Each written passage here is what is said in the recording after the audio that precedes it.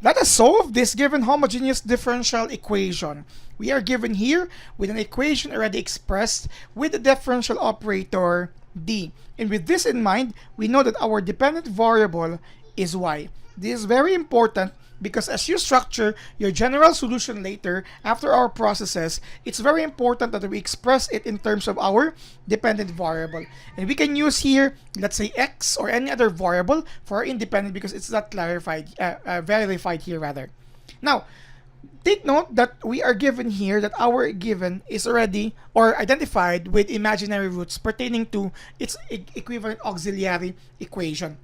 Hence, we are going to use the general solution intended for imaginary roots. But of course, we are to verify that using this process. So please continue following us.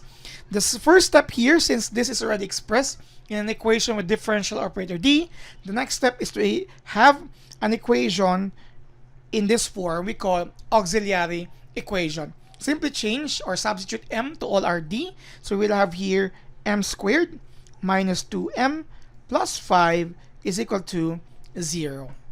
Okay, now from here we have a quadratic equation and we just simply need to solve for the roots and yes, to verify whether they are imaginary or not. Now there are a lot of ways to solve for this, one of which is of course your quadratic formula. But I will try to introduce here the other steps that it would also be refreshed to all of us here, because the quadratic formula is just simply substituting the values, right? We're going to show the difference probably here, but I'm going to use here the computing the square method. That method will allow us to transfer our constant on the other side, hence we will have negative 5 here.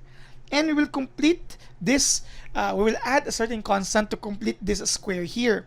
Of course, we have a process with that. We can compute our c as the square of our b over our 2 square root of a. This is actually with the formula for computing the square. Simply plug in here the values. Your b is negative 2 over 2 times square root of 1. You square that c. That's actually the square of 1. You need 1 on both sides of the equation. Hence, you will have here m squared minus 2m plus 1 is equal to minus 5 plus 1. Then you will have here, this is a perfect square trinomial now. You have m minus 1, or the square of m minus 1 is equal to minus 4. Okay? Or you could factor this if you still have problems with that. AC way, 1 times 1 will result to 1. The factors of 1 which when added will result to negative 2. You have negative 1 and negative 1. Negative 1 times negative 1 is positive 1. And when you add them up, that's negative 2, your middle term here. Hence, you will have m minus 1 and m minus 1. Or, just like this, a square of a binomial. Please review those basic concepts. From here, you take the square root of both sides. You have m minus 1 is equal to plus minus square root of negative 4. See, that's already a negative root. Basically, we will have a negative result later. Then, you add 1 both sides. M is 1 plus minus the square root of negative 4, which could be written as 1 plus minus, you will have 4 times negative 1. M is equal to 1 plus minus 2 square root of negative 1. Hence, M is 1 plus minus 2 I. I stands for the square root of negative 1. See, our roots are actually imaginary. Now, before I proceed to the general solution, if this process of solving the roots is complicated for you, I would like to reintroduce the quadratic formula. You have here a in this equation, 1, b is negative 2, c is 5. You can always use this. X, or in this case m, is equal to negative b plus minus square root of b squared minus 4ac over 2a. You can also use this if you would like to. You will have here negative of negative 2 plus minus square root of the square of negative 2 minus 4 times 1 times 5, 4ac, over 2 times 1.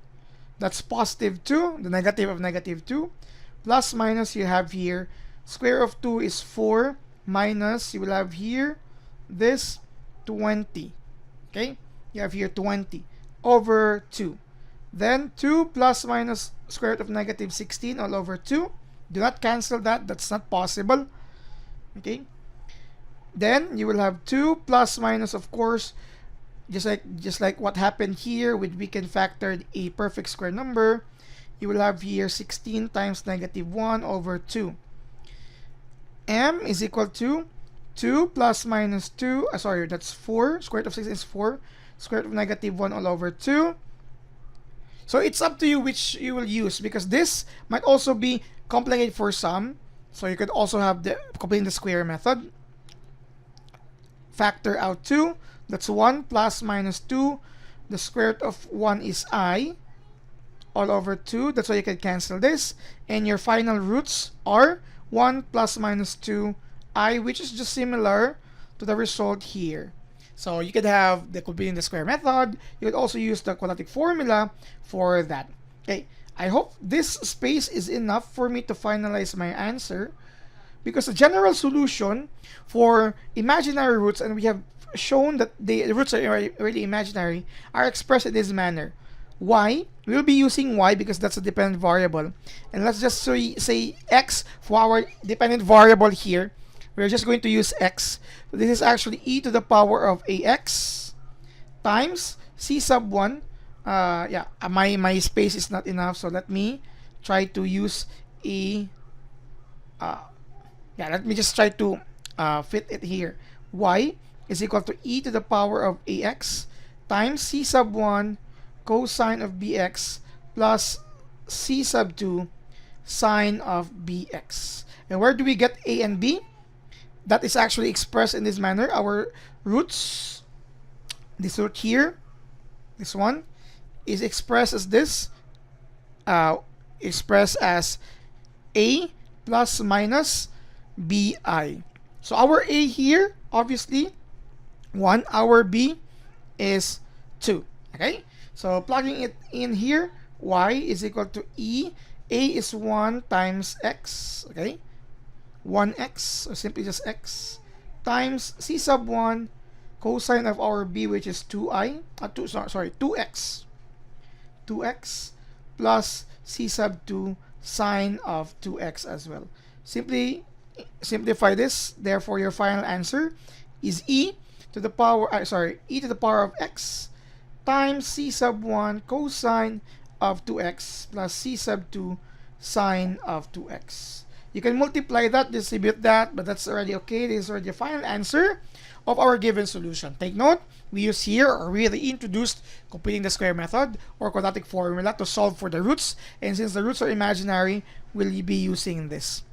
This is the answer, or this is here.